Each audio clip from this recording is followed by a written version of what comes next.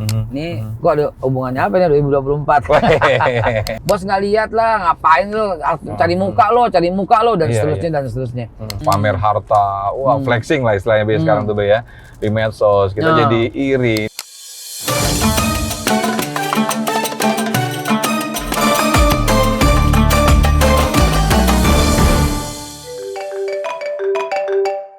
Halo, Assalamualaikum. Oh gitu, oke. Ustadznya udah siap? Oke, yuk. Oke, saya beres-beres dulu ya. Oke. Ya, Assalamualaikum.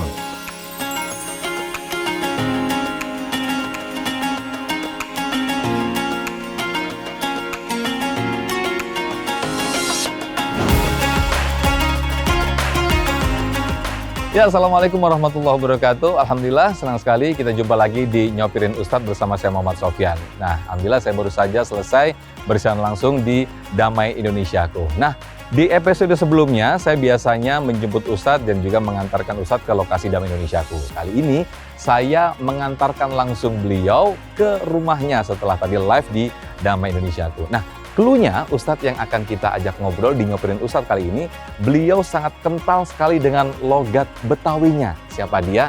Ikuti saya terus. Jangan lupa pemirsa, subscribe channel Religiwan. Karena insya Allah dengan Anda mensubscribe Religiwan, teman-teman akan bisa menambah ilmu dan juga insya Allah akan meningkatkan iman kita. Ikuti saya terus.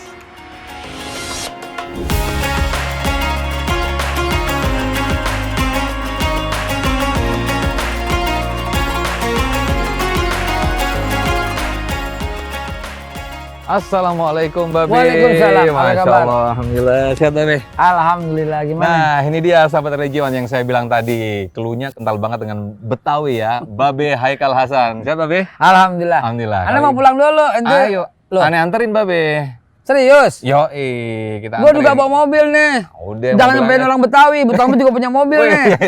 Ya udah langsung aja. Ya. Oke. Oke. Kita pulang. Siap, pulang Terima Babe. kasih diantar, terima kasih Oke, diantar.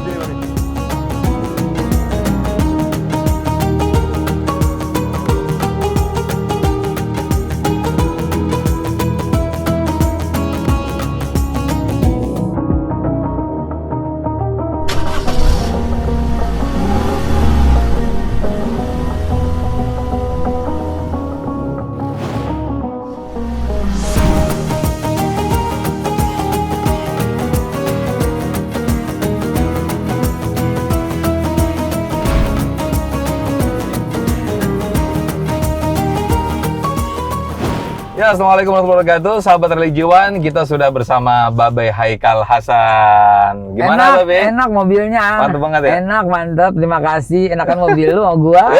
Tuh, bisa lihat bintang dong Be. Makanya ada sunroofnya. Sehat ya Be ya? Siap, alhamdulillah sehat walafiat. Be, kita mau ngobrol-ngobrol nih Be ya di program Nyopirin Ustadz bersama sahabat Religiwan. Terima kasih. Keseharian apa aja nih sih Be? Keseharian ya itu dia. Aneh itu udah 20 tahun bisnisnya itu adalah pelatihan. Pelatihan. Kita memberikan training kepada perusahaan-perusahaan. Itu mata pencarian kita udah 20 tahun. Training apa itu Be? Training manajemen, sales, intinya pencapaian target sales dan pencapaian target produktivitas. Gitu. Efisiensi, produktivitas, customer service, excellent. Nah, itu pelatihan kita udah 20 tahun ini. Jadi dari dunia sales marketing menuju ke dunia dakwah. Ini gimana ceritanya Be akhirnya jadi ustadz atau pendakwah ini Be? Itulah yang saya tanya, kenapa ente manggilannya sebagai ustadz? Karena kan memang Babe lebih akrab dipanggil Babe ya. Betul. Sebelum ke situ, tujuannya kenapa nih akhirnya menuju ke jalan dakwah ini? Jadi begini, ceritanya itu adalah karena pada waktu kecil memang saya ngelihat prihatin di lingkungan saya, anaknya bandel-bandel. Kalau istilah kita tuh zaman dulu ngegelek gitu ya. Ngegelek. Anak-anak asal-angkatan kita kepada begini gitu ya, udah ngegelek dan sebagainya, berantem udah rutin lah. Kalau itu aneh ikut deh. Kalau berantem kita ikut. Ya, tapi kalau ngegelek enggak deh gitu ya. Tapi kok pada begitu gitu loh, bandel ada apa ini? Rupanya ya begitu deh, jadi paling nggak ada ngaji. Maka saya kumpulin anak-anak, anak kecil juga ikut, ayo ikut ngaji di rumah Kak Haikal gitu ya.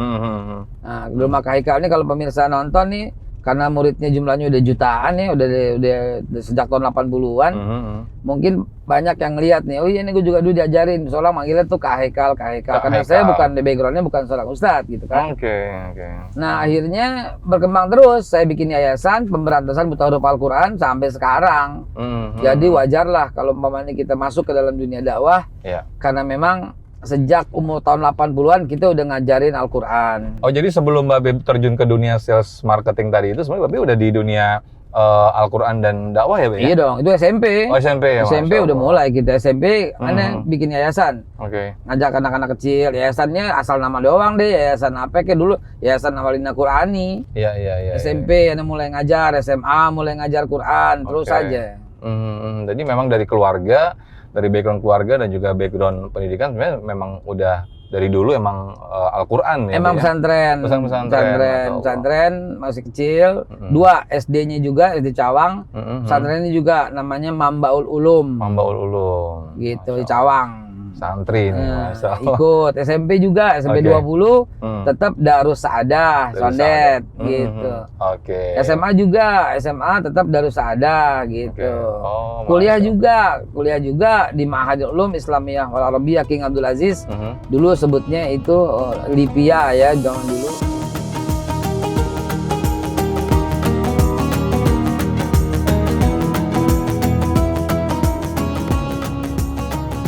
Nah, Be, ini kan orang banyak mengenal Babe Haikal ini dengan sebutan Babe. Padahal dari backgroundnya tadi udah cerita santri, kemudian juga udah dakwah kemana-mana, khususnya di Damai Indonesiaku nih, sahabat religiwan. Ini kok bisa jadi dipanggil Babe? Gimana saya jadi ikut-ikutan manggil Babe nih, Be? Gimana nih, Be? Jadi saya sendiri itu juga bingung. Iya. Semua jadi ikut-ikutan manggil Babe. Iya. Padahal ya sejak awal memang dipanggil Babe tapi bukan sama teman-teman ini gitu ya. Sebagaimana diketahui dunia sales, dunia marketing itu saya terjun di dalam itu. Lingkungan saya itu adalah etnis tertentu dan agamanya pun bukan Islam. Non Muslim dengan etnis tertentu. Saya dari dulu tuh dipanggilnya nggak pernah manggil saya Pak Haikal. Manggilnya tuh Babe. Gitu, Babe. Karena memang Babe latar belakang keluarganya Betawi. Umi aneh kan walaupun masih keturunan Arab Mashabi, tapi tinggalnya emang di kebun kacang. Nenek kita juga asli kebun kacang. Kebun kacang 6. Oke. Nah jadi dari situ dipanggil Babe Haikal. Dan emang logat Betawi kita emang nggak bisa dilepasin. Emang begini bagaimana coba? Iya, tiap hari juga ngomong Betawi ya, Be. Abah kita orang Kebon Jeruk. Iya. Kebon Jeruk kota. Umi kita orang Tanah Abang.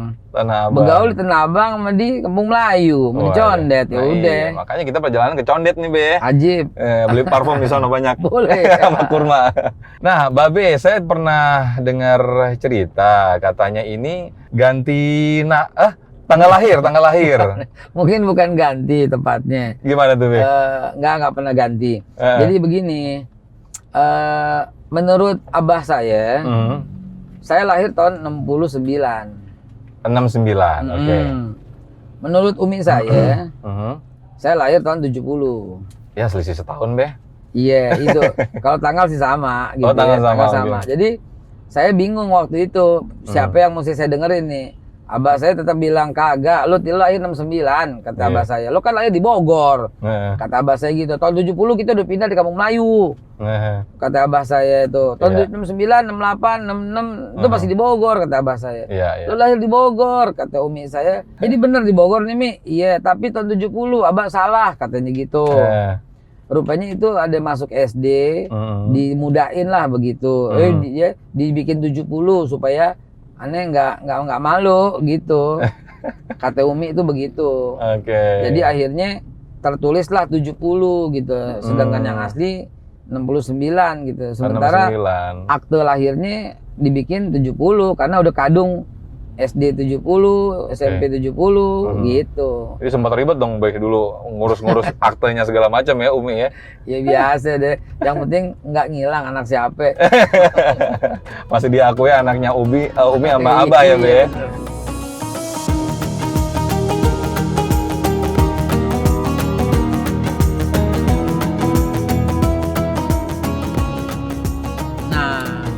Jadi program 1000 masjid ini dalam rangka untuk menyatukan Jangan berpecah belah deh. Indonesia ini anugerah Tuhan loh. Betul. Mana ada negeri yang sebegini banyak bahasanya, cuman Indonesia. Ente ke Arab, dari ujung Arab sampai ujung bawah semuanya bahasa Arab. Bahasa Arab semua. Ente ke Amerika dari ujung ke ujung bahasa Inggris. Iya. Kita ada 630 bahasa, Ji. Masya Allah. Ente, dari semua suku ya, Be? Iya, ente kemana, ke Belanda, kemana, semua sukunya itu doang. Iya. Jawa Timur sama Jawa Tengah aja udah beda Jawanya tuh, Be? Ada 714 suku. Masya Allah. Belum lagi etnis, belum lagi apaan. Nggak ada deh negeri kayak kita deh. Iya. Nah, aneh 1000 masjid keliling dalam rangka menyatukan pendapat itu. 1000 masjid keliling. 1000 masjid. Lagi pula, masa beda pendapat dibilang hianat? Yang bener aja. Beda ini kan beda cara dikafir-kafirkan malah begitu. Dikafir-kafirkan, dibid'ah-bid'ahkan, disesat-sesatkan. Enak aja. Aja kita nggak yang bisa sahadat begitu. dari kecil ya, Be? Makanya, aduh, elah siapa lu? Gitu kan kalau kata orang Betawi bilang. Iya. Main ngatain kafir, khianat, sesat. Aduh, elah. Dah, itulah program kita. Program saya nih yang saya buat dan alhamdulillah 1000 masjid telah terpenuhi jadwalnya. Karena kita baru mulai Februari, rata-rata 1 bulan itu 90-an masjid 1 bulan rata-rata. 1 bulan 90 masjid. Nah. Oke. Jadi ini target atau goalnya sampai berapa Februari masjid? 2024 1000 udah persis. Februari, dan itu sudah diperhitungkan betul-betul ya, Be? Udah 1000 dapat di 1020 tahun 2024. Nih, gua ada hubungannya apa nih 2024? Pokoknya 2024 pemilu. 1000 masjid, pas 1000 masjid. Ya, pas udah 1000 masjid. akur, udah kompak, udah damai. Kagak ada lagi yang berantem kayak zaman dulu, nggak ada. Oke, Masya Allah, luar biasa. Nah, ini sahabat Legion, itu bagian daripada program yang sangat luar biasa sekali, sangat inspiratif. Itu jadi inspirasi dan juga jadi contoh buat kita semuanya. Ternyata perbedaan itu tidak menghalangi apapun, begitu, Be, ya? Iya jelas, Allah yang ciptakan kok. Allah ciptakan. Misalnya nih ada orang menghina nih, Cina loh, Arab loh, haram. Ya karena dia menciptakan menghina ciptaan Allah. Iya. Kan Allah yang ciptain. India loh, Pakistan loh. Mana bisa kita katain begitu? Begitu juga masuk ke dalam ini kita. Betawi loh, Padang loh, nggak boleh begitu. Itu Allah yang ciptain semua. Begitu, Ji. Masya Allah, kembali ini masuk ke apa, persis banget masuk apa yang disampaikan Babe tadi di Damai Indonesia Aku. Tujuan Allah menciptakan manusia di muka bumi ini. Wah, ini relate banget nih, Be, apa yang tadi disampaikan Babe tentang program 1000 masjid tadi. Kita tadi membahas, pemirsa, sahabat Alijuan, di Damai Indonesia Aku, dengan tema besarnya yaitu tujuan Allah menciptakan manusia di muka bumi ini. Nah, ini apa tadi, Be, yang disampaikan diantaranya, Be, di tema besar tadi, Be? Silakan, Be. Tumben nih. TV One nih berat banget. Berat ya, Be? Berat, sampai beberapa kilo gue nggak sanggup mikul. Waduh.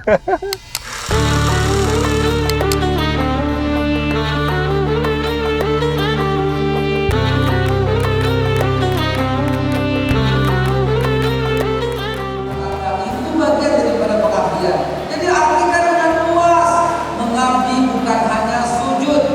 Walaupun sujud adalah bagian daripada pengabdian yang paling utama. Kalau nggak sujud, mah pengabdian yang lain ada artinya nggak? Ini merek headset. Gimana tuh, Be? Tujuan manusia diciptakan Allah udah jelas. Wa ma khalaqtul jinna wal insa illa liya'budun, ya. Aku nggak bakal ciptakan jin dan manusia kecuali untuk mengabdi. Masalahnya kita nih yang belum memahami makna daripada mengabdi yang sebenarnya. Itu dia, ya. Sebagai contoh, kita disuruh kerja. Ya. Terus kita bandingin tuh. Ya. Kita disuruh kerja, kita bandingin. Kita ngitung-hitungan. Sehingga kita berkata, ini bukan kerjaan gue. Ya. Ini bukan kerjaan gue. Gue kerja begini, gajinya segini. Dia kerja begitu, gajinya begitu. Dia santai. Iya. Pendidikan sama, dia kerjanya santai. Duitnya gedean dia. Gue kerjanya berat, duitnya kerjaan. Teman, hentikanlah seperti itu. Kalau Anda memahami makna beribadah, makna mengabdi, nggak bakal hitung-hitungan. Kenapa? Karena fama ya'mal misqala dzarratin khairan. Nah, itu dia. Jadi perbuatan baik seberat debu aja kelihatan. Pasti dibalas. Sekarang gue tanya, misalnya jam kerja sampai dengan jam 5. Orang pada buru-buru pulang dengan berkata, alah percuma. Nggak bakal diganti sama kantor. Lagian juga kita bos kita nggak ngeliat. Nah, ini masuk materi nih. Sebab apa ya? Sebab saya ngomongin di kantor-kantor begini. Gitu loh. Bos nggak lihat lah, ngapain lo, cari muka lo, dan seterusnya, dan seterusnya. Ketahuilah, kalau kita ngerti konsep pengabdian yang tadi kita ngomong di acara damai, kalau orang pulang jam 5, itu kan digaji. Begitu orang pulang jam 5 lewat 10 menit, siapa yang gaji? Berdasarkan ayat tadi, Allah ngelihat perbuatan baik, apalagi itu kantor tempat ratusan orang mencari nafkah untuk istrinya, untuk anaknya, yang kerja istri untuk keluarganya, sehingga kita menjadi tempat untuk mencari nafkah sebagai buat mereka juga. Maka 10 menit itu yang ganti itu Allah, karena itu bagian daripada mengabdi kepada Allah. Masya Allah. 10 menit Allah ganti, nggak pakai duit, tapi nggak pakai anggaran. Emang kita gajian pakai anggaran? Kalau Allah ganti kita nggak pakai anggaran, Allah bisa kasih kita badan yang prima, kesehatan yang baik, istri yang solehah, anak yang nurut dibilangin, itulah sebenarnya. Jadi tidak melulu materi, Be, ya, berupa rupiah dan juga rekening mungkin, Be, ya. Pengabdian kepada Allah pasti diganjar dengan Allah, dengan suka-sukanya Allah, dengan ganjarannya. Itu yang kita jarang bisa menemukan itu, Be, karena manusia atau saya sendiri pribadi melihat ya yang nampak adalah yang apa yang di depan mata, materi, kemudian rumah, harta, mobil, itu, Be. Makanya kadang kita susah banget untuk ikhlas, over sedikit jamnya jadi ngeluh tuh, Be. Itu dia yang Anda bilang, itu bagian daripada pengabdian. Mohon Anda batasin, Anda bela, Anda pisahin pengertian daripada ikhlas sama profesional. Kalau ente masuk jam 8 sampai dengan jam 5, itu namanya profesional. Ya, tapi kalau ente jam 7.45 udah sampai dan sudah menjalankan tugas, jangan takut nggak dibayar. Tuhan yang bayar. Dan Tuhan bayar dengan berbagai macam. Yang unlimited, Tuhan ganti dengan kesehatan, Tuhan ganti itu dengan keluarga yang sakinah mawaddah warahmah. Tuhan bayar dengan anak kita yang sembahyang. Anak yang sholat itu. Pengabdian itu luas. Orang kalau cuma diartikan pengabdian itu cuma sembahyang doang, jadinya korupsi. Iya benar. Dia sangka, wah sembahyang nih, yang penting udah sembahyang, udah pengabdian, terus kelar gitu hidup lo, nggak ada perhitungan gitu, enak aja. Jujur itu pengabdian. Iya. Kerja sebagai direktur itu pengabdian, pengabdiannya adil, tentramin tuh suasana, damaikan tuh Indonesiaku, asik.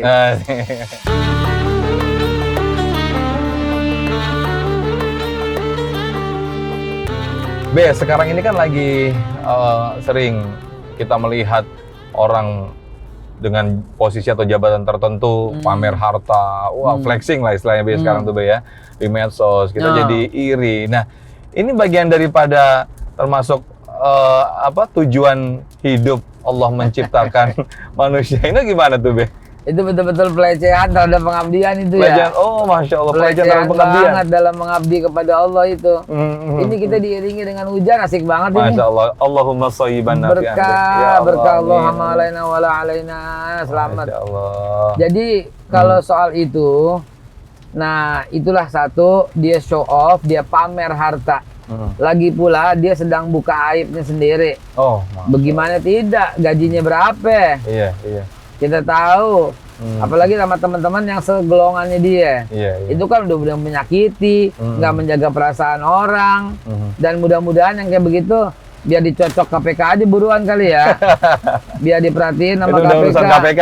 Dihitung sama KPK, ada dihitung. Apa iya, gaji lo 70 juta. Tapi cadangan duit lo sampai triliun. Emas aja berpuluh-puluh kilogram. Be, tapi kan kita kalau salah satu tujuan Allah menciptakan manusia di muka bumi ini dengan salah satunya dengan beribadah. Nah, orang kan melihat selama ini, wah ibadah itu harus sholat, berarti gua harus sholat terus dong, gua harus ngaji terus dong gitu. Bagaimana dengan yang mungkin yang dia harus terpaksa bekerja, mungkin kurang sholatnya, mungkin kurang waktu untuk tepat waktu sholatnya, itu bagaimana, Be? Itu karena memang dengan tujuan untuk menafkahi keluarga loh, Be. Itu gimana, Be? Apa ibadah juga tuh, Be? Ada ibadah yang khasa dan ammah. Ibadah yang khasa itu ibadah yang khusus yang nggak bisa ditawar. Contohnya, sembahyang 5 waktu. Nah itu basic, itu standar. Ya. Adapun dia kurang karena sholat sunnahnya, dia sibuk karena kerja malamnya. Nah itu jangan dibilang dia nggak beribadah. Okay. Ibadahnya dia itu dengan cara mencari nafkah. Tapi jangan lupa modalnya mesti ada, tiketnya mesti ada. Tiketnya itu sholat yang 5 waktu tadi. Itu nggak bisa ditawar-tawar. Okay. Ya justru ibadah kita yang lain bakal haba mansura. Haba bakal hilang, nggak ada amalnya, nggak ada ganjarannya ketika kita mulai mengabaikan sholat. Sholat menjaga hubungan dengan Allah. Jadi ini sifatnya khusus. Setelah yang itu terpenuhi, baru deh kemudian kita menganggap bahwa lemburnya kita itu sehingga tidak bisa menambah sholat sunnahnya, bagian daripada ibadah untuk mencari nafkah keluarga. Jadi tiketnya mesti ada dulu.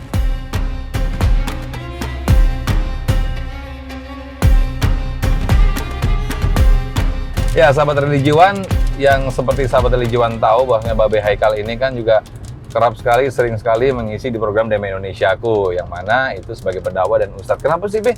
Kok memilih profesi sebagai pendakwah? Kan banyak tuh profesi yang lain. Jadi yang apa kayak gitu, itu gimana tuh, Be?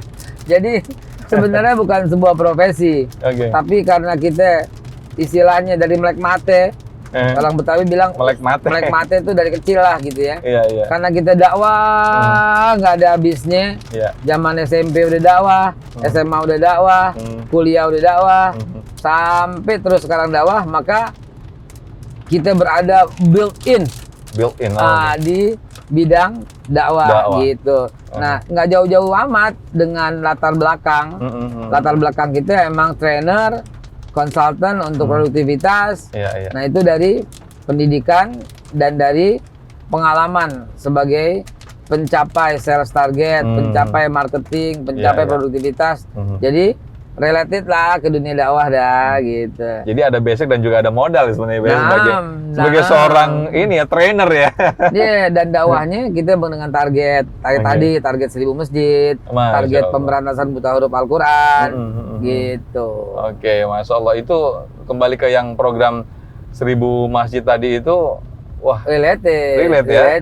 Februari 2024 targetnya. Selesai. Itu kan Al-Qur'an ya, Be ya. Salah satunya menyebarkan menyebarkan Al-Qur'an, menyebar persatuan yang paling penting. Iya, itu dari mana, Be, Al-Qur'annya? Kan nggak murah, Be, beli Al-Qur'an banyak itu, Be. Dari ente, abis ini gue todong. Iya. Siap. Ya. Jadi kita menghimpun dana dengan nama ya filantropinya adalah Badan Wakaf Al-Qur'an. Jadi kita wakafin tuh. Jadi orang-orang yang mau wakaf, kita jembatanin. Seperti yang saya cerita tadi. Ente nggak percaya, kemarin Anda bagi Quran 3 kontainer. Kontainer, Be? 3 kontainer dari Medan menuju Aceh, di pedalaman Aceh Tamiang itu. Kita bagi-bagi Al-Qur'an 3 kontainer. Loh kok sebanyak itu? Iya. Kenapa? Karena kita sedih ngelihat santri di pesantren. Masa satu Quran dipakai buat 7 orang sih? Ya Allah, ganti-gantian. Sementara dia mau menghafal, sementara dia mau ngaji. Sementara kita di rumah banyak banget yang punya Quran berbiji-biji. Ya di rumah kita ada 10, 20. Kagak baca-baca tuh. Yang dibaca tuh. Nah, dosa banget. Nah, jadi related itu ke situ. Mudah-mudahan masih bisa berkarya lah, berguna dah. Berkontribusi lah buat NKRI kita. Lagi pula 1000 masjid itu kan NKRI harga mati kita ngomongnya. Mantap. Itu Ji. Masya Allah.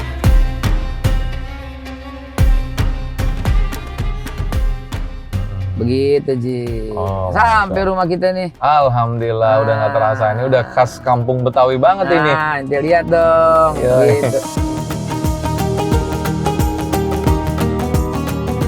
Baik, sahabat religiwan, tidak terasa kita sudah tiba di kediaman atau di rumah Ustadz Babe Haikal Hasan yang Masya Allah. Ada masjidnya. Keren banget. Nanti kita numpang sholat maghrib di situ ya, Be? Bukan cuma numpang sholat, berbuka. Makan-makan di sana. Babe Haikal Hasan, terima kasih atas waktu dan juga ilmunya. Sudah tadi ngobrol-ngobrol.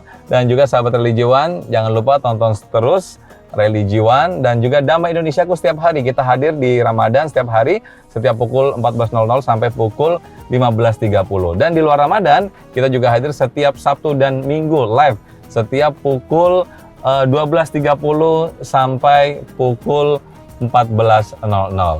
Kalau ada sahabat religion yang ingin tanya di kolom komentar ya. Jangan lupa Religiwan, like, share, and subscribe. Wassalamualaikum warahmatullahi wabarakatuh. Waalaikumsalam warahmatullahi wabarakatuh.